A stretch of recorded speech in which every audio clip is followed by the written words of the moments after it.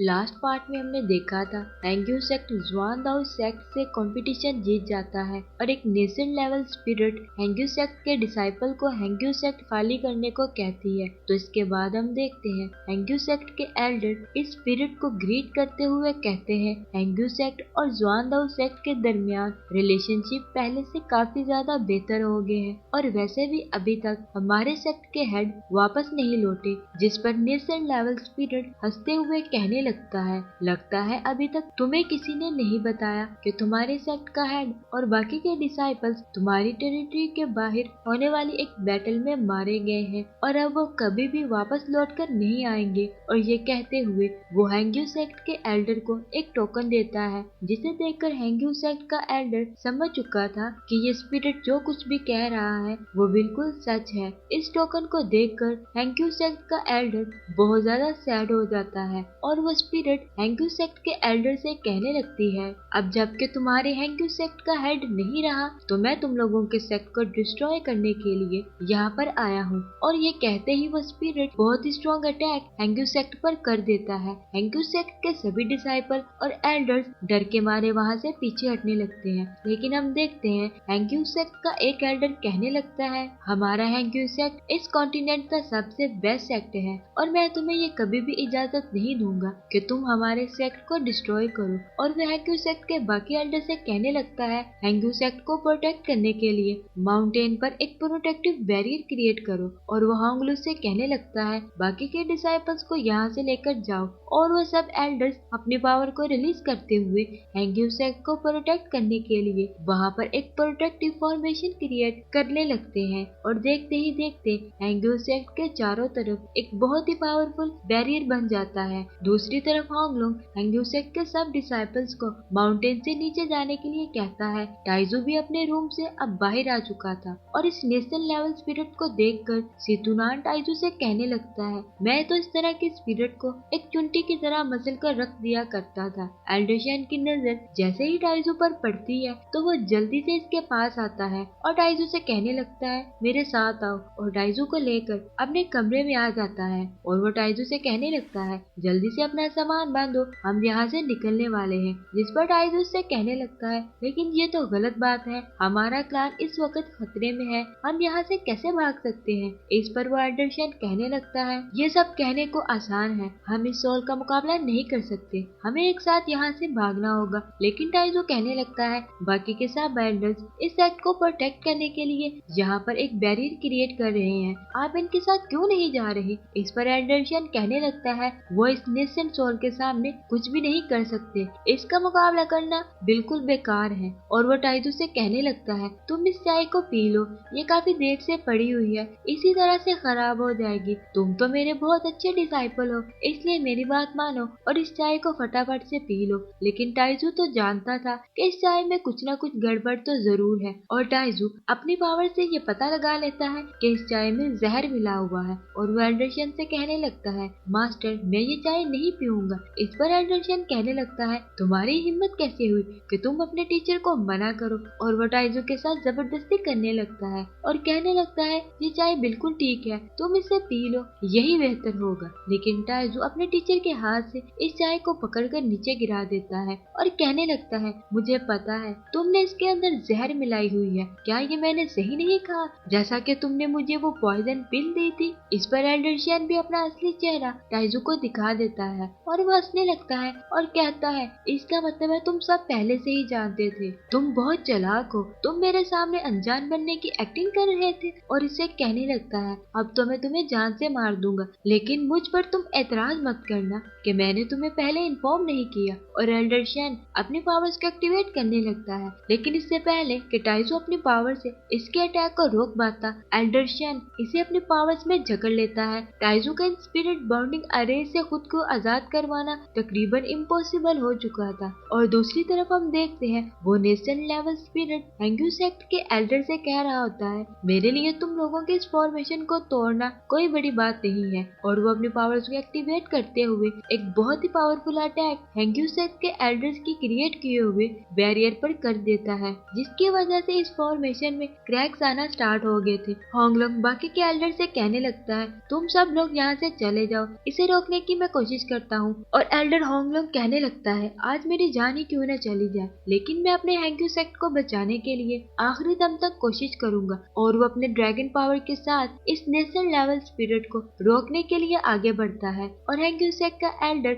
अपने ड्रैगन की मदद से इस नेशन स्पिरिट के अटैक को डिस्ट्रॉय करने की कोशिश करता है। लेकिन इस नेशन स्पिरिट की पावर बहुत ही ज्यादा स्ट्रॉन्ग थी, जिसे हैंग्यू सेक्ट का एल्डर लाख कोशिश के बावजूद भी नहीं रोक सकता था। हैंग्यू सेक्ट के बाकी एल्डर होंगलोंग को रोकने की कोशिश करते हैं कि ऐसा मत करो, इससे तुम्हारी जान जा सकती है। होंगलू कहता है, अगर सेक्ट को बचाने के लिए मेरी जान भी चली जाए तो मुझे इसका कोई दुख नहीं होगा। हैंग्यू सेक्ट को मुसीबत में छोड़कर मैं यहाँ से नहीं भाग सकता। और वो अपनी पूरी पावर का यूज करते हुए इस स्पिरिट के अटैक को रोकने की कोशिश करता है, लेकिन फिर भी वो स्पिरिट के अटैक को रोकने में नाकाम हो जाता है और बहुत ही बुरे तरीके से जमीन पर आकर गिर जाता है। इस पर वो नेशन स्पिरिट कहने लगता है, मुझे तो लगा था अब तुम काफी ज्यादा पावरफुल हो चुके होगे, लेकिन तुम्हारी पावर्स तो बहुत ही ज्यादा बेकार थी। और वो हैंग्यू सेक्ट के एल्डर्स पर हंसने लगता है। हैंग्यू सेक्ट के एल्डर के मुंह, नाक और आंखों से खून निकलने लगता है और वो बहुत ही बुरे तरीके से जख्मी हो चुका था। और हम देखते हैं इन एल्डर्स की क्रिएट की हुई शील्ड भी अब टूटने लगी थी और वो पहले से बहुत ज्यादा कमजोर हो चुकी थी। सब एल्डर्स और बाकी के सब सीनियर डिसाइपल्स अपनी अपनी पावर्स को दोबारा से कंबाइन करके इस नेशन स्पिरिट के अटैक को रोकने की कोशिश करते हैं और कहने लगते हैं, आज हम अपने हैंग्यू सेक्ट को बचा कर ही रहेंगे। हैंग्यू सेक्ट ने हमारे लिए बहुत कुछ किया है, इसके लिए हमें अपनी जान ही क्यों न देनी पड़े। दूसरी तरफ हम देखते हैं एल्डर शियन टाइजू से कहता है, तुम्हें क्या लगा था तुम अपनी इस मामूली पावर से मेरे ट्रैप से निकल पाओगे? तुम मेरी इन स्पिरिट बाउंडिंग फॉर्मेशन से बचकर नहीं भाग सकते। और वो टाइजू से कहने लगता है, तुम्हारे पास जरूर कोई हिडन ट्रेजर है, तुमने इसे छुपाकर कहाँ पर रखा है, इसे मेरे हवाले कर दो। और वो टाइजू के स्पेस बैग को खोलकर चेक करने लगता है और कहने लगता है, मुझे कभी भी ये उम्मीद नहीं थी कि तुम मेरे दिए हुए पॉइजन को डिटॉक्सिफाई कर पाओगे, लेकिन तुम तो अपनी कल्टीवेशन प्रैक्टिस से क्यूआई कंडेंसेशन के हाई लेवल पर पहुंच गए और अपनी पावर को बहुत ज्यादा इंक्रीज कर लिया। अपना टाइम जाया मत करो और वो ट्रेजर तुमने कहाँ छुपाया है, इसे जल्दी से मेरे हवाले कर दो, वरना मैं तुम्हें बहुत ज्यादा तकलीफ देने वाला हूँ। और एल्डर शियन अपनी पावर से टाइजू पर अटैक कर देता है, जिससे टाइजू को बहुत ज्यादा तकलीफ हो रही थी और टाइजू बेहोश होने लगता है। सितुनान टाइजू से कहने लगता है, होश में रहो, अगर तुम बेहोश हो गए तो इसे तुम्हारे सीक्रेट ट्रेजर के बारे में पता चल जाएगा। और हम देखते हैं एल्डर शियन अपनी पावर का यूज करते हुए हेवनली पर्ल के बारे में पता लगा लेता है, लेकिन हम देखते हैं कि टाइजू अचानक से अपनी पावर का यूज करने लगता है, जिससे कि एल्डर शियन को बिल्कुल भी समझ नहीं आती कि इसके साथ क्या हुआ है। और तो और अब वो मूव भी नहीं कर पा रहा था और टाइजू से कहने लगता है, ये तुमने मेरे साथ क्या किया है और तुमने मुझे पॉइजन कब दिया? टाइजू इस फॉर्मेशन से खुद को आजाद करवा लेता है और एल्डर शियन से कहने लगता है, अगर तुम मुझे पॉइजन दे सकते हो तो मैं भी तुम्हें पॉइजन दे सकता हूँ। मैंने तुम्हारे साथ वही किया है जो तुमने मेरे साथ करने की कोशिश की, मैंने तुम्हारी चाय में जहर मिलाया था।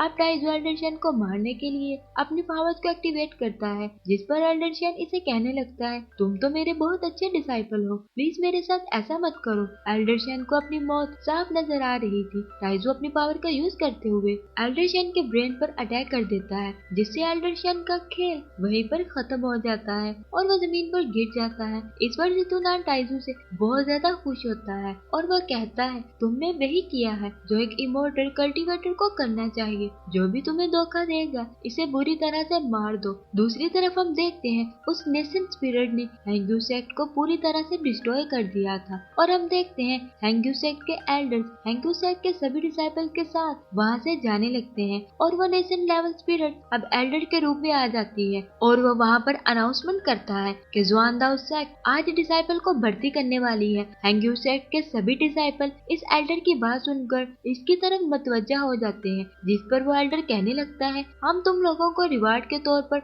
बहुत सारे हीलिंग एक्सिलर भी देंगे। और हम देखते हैं कि सभी डिसाइपल हैंग्यू सेक्ट को छोड़कर ज़ुआनदाओ सेक्ट को ज्वाइन कर लेते हैं। हैंग्यू सेक्ट का एल्डर इस बात पर बहुत ज्यादा दुखी होता है और कहने लगता है हर कोई अपनी ख्वाहिश के लिए जीता है, कोई भी स्ट्रॉन्ग नहीं बनना चाहता। ये कहते हुए वो एल्डर अपने बचे हुए डिसाइपल्स को लेकर वहाँ से जाने लगता है। टाइजू दूर खड़ा ये सब देख रहा होता है और कहने लगता है हैंग्यू सेक्ट तो एक ही रात में तबाह हो गया है। और वो कहने लगता है कि यहाँ के डिसाइपल की कल्टीवेशन इतनी ज्यादा बुरी थी और ये तो अपने सेक्ट के साथ बिल्कुल भी सिंसियर नहीं थे। और टाइजू सेतुनान से कहने लगता है अब आप मुझे फाउंडेशन को बिल्ड करना सिखाएंगे। मैं अकेले ही बहुत स्ट्रॉन्ग बनना चाहता हूँ और मैं खुद को इतना ज्यादा ताकतवर बनाना चाहता हूँ कि मैं अकेला ही एक पूरी आर्मी के बराबर हूँ। जिस पर सेतुनान खुश होते हुए कहने लगता है तुमने बिल्कुल सही डिसीजन लिया है, तो आखिरकार तुम्हें एक इमॉर्टल बनने का राज पता चल ही गया है। इसके बाद हमें 4 साल बाद का सीन दिखाया जाता है जहाँ पर हम ज़ुआनदाओ सेक्ट के 2 डिसाइपल को देखते हैं जो कि उड़ते हुए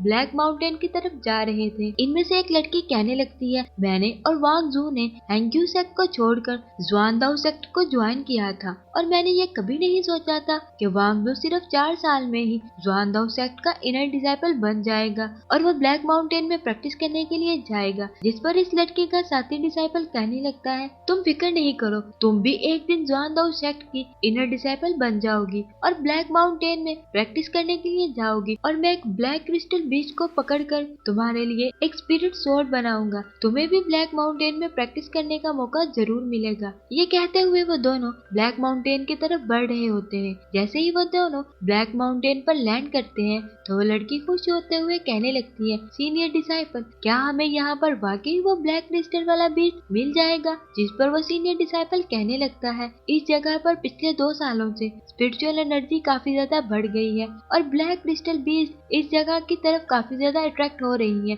तो मुझे लगता है हमें आसानी से वो बीज मिल जाएगी। जिस पर वो लड़की बहुत ज्यादा खुश होते हुए कहने लगती है क्या हमें यहाँ पर एक्सिलर भी मिलेंगे। और वो लड़का अपनी पावर को एक्टिवेट करते हुए इन माउंटेन्स पर ट्रेजर्स को लोकेट करने लगता है और जैसे ही इसकी पावर ट्रेजर्स को ढूंढते ढूंढते एक केव तक पहुँचती है तो इस केव में से बहुत ही पावरफुल स्पिरिचुअल एनर्जी निकलती है। इस पावर की वजह से इस लड़के के साथ साथ वहाँ पर मौजूद सारी बीस्ट बहुत ज्यादा डर जाती है और वो लड़का डरते हुए इस केव की तरफ देखकर कहता है प्लीज मुझे माफ कर दे, मेरा नाम चिंग हाउ है और मैं ज़ुआनदाओ सेक्ट का एक डिसाइपल हूँ। मुझे नहीं पता था कि आप यहाँ पर काम कर रहे हैं, इसलिए मुझे अपना जूनियर समझकर माफ कर दे। जिस पर स्पिरिचुअल पावर कहने लगती है यहाँ से फौरन चले जाओ और चिंग हाउ इस लड़की के साथ वहाँ से फौरन भागने लगता है। वो स्पिरिचुअल आवाज इतनी ज्यादा पावरफुल थी कि इस लड़के के साथ साथ वहाँ मौजूद सब बीस्ट डर के मारे वहाँ से भागने लगती है और हम देखते हैं कि इस केव की तरफ बहुत सारी एनर्जी इकट्ठी होने लगती है